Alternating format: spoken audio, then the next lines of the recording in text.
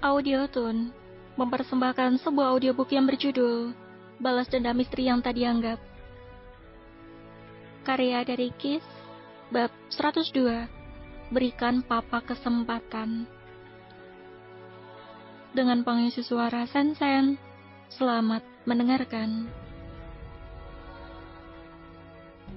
Kinara dan Dirga turun dari mobil mereka.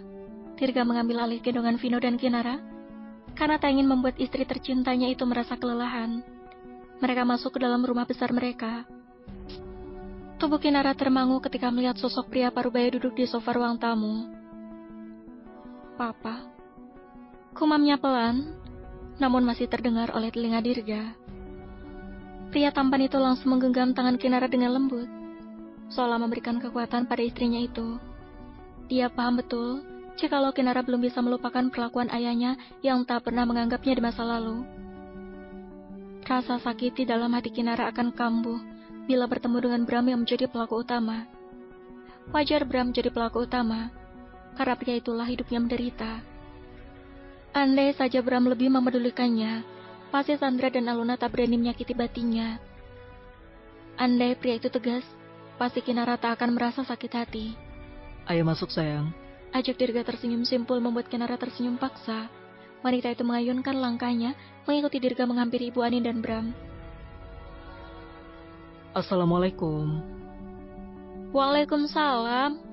Ibu Anin tersenyum senang, lalu segera menggendong Vino yang baru saja bangun dari tidur siangnya. Bocah tampan itu sudah terlelap 1 jam lebih.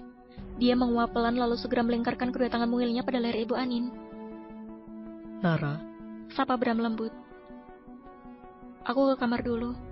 Wanita cantik itu tak membalas sapaan Bram. Dia segera berjalan tergesa-gesa masuk ke dalam kamarnya yang terletak di lantai bawah. Bram menatap nanar punggung Kinara yang perlahan menghilang di balik pintu kamar. "Apa kabar, Pa?" Dirga langsung menyalami punggung tangan Bram sopan. Pria tampan itu tetap menjaga etikanya, meski hubungan Bram dan istrinya tidak baik. "Baik." Balas Bram tersenyum simpul berusaha menutupi rasa sesak dalam hatinya. "Duduk dulu, Pa. Aku akan memanggil Kinara kemari." Ujar Dirga membuat raut wajah Bram kembali berbinar. Pria parubaya itu seperti mendapatkan secercah harapan setelah mendengar ucapan Dirga. "Terima kasih, Nak." Dirga tak membalasnya. Dia tersenyum kecil lalu segera mengayunkan langkahnya masuk ke dalam kamar. Pria itu melihat punggung istrinya yang bergetar. Kinara tidur di atas ranjang seraya memeluk guling. Perlahan pria tampan itu naik ke atas ranjang dan langsung memeluk arah tubuh Kinara dari belakang.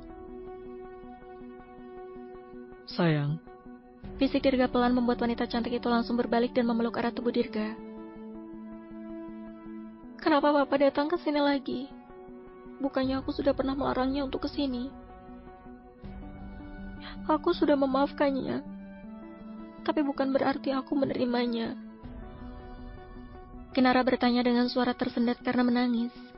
Masih terbayang jelas bagaimana perlakuan Bram padanya. "Dasar anak pembawa sial. Pergi kau dari sini. Kenapa tidak kau saja yang mati? Kenapa harus istriku?" "Sayang, Papa sudah menyesal. Dia sudah berubah. Berikan dia kesempatan untuk memperbaiki kesalahannya. Bukankah kita sudah sepakat kalau tidak boleh ada dendam dalam hati kita? Lalu kenapa istriku yang cantik dan baik hati ini masih dendam pada ayahnya sendiri?" Dirga bertanya dengan suara yang lembut. Dia mengusap punggung Kinara yang bergetar karena menangis. Aku "Jangan termakan bujuk rayu setan. Hal yang paling dibenci oleh Allah, yaitu memutuskan tali hubungan antara orang tua dan anak. Kata Pak Ustadku saat di pesantren dulu. Ribuan malaikat yang sedang tahmid berlari tergesa-gesa untuk memegang tiang arasy yang berguncang hebat karena Allah murka pada seorang anak yang berwajah masam dengan orang tuanya. Salah satu kelebihan orang tua, yaitu doa mereka mudah diijabah Allah. Baik orang tua itu baik atau buruk. Karena lisan mereka bisa menjadi obat untuk anaknya dan bisa juga menjadi racun untuk anaknya. Tugas kita sebagai anak, yaitu memaafkan kesalahan mereka.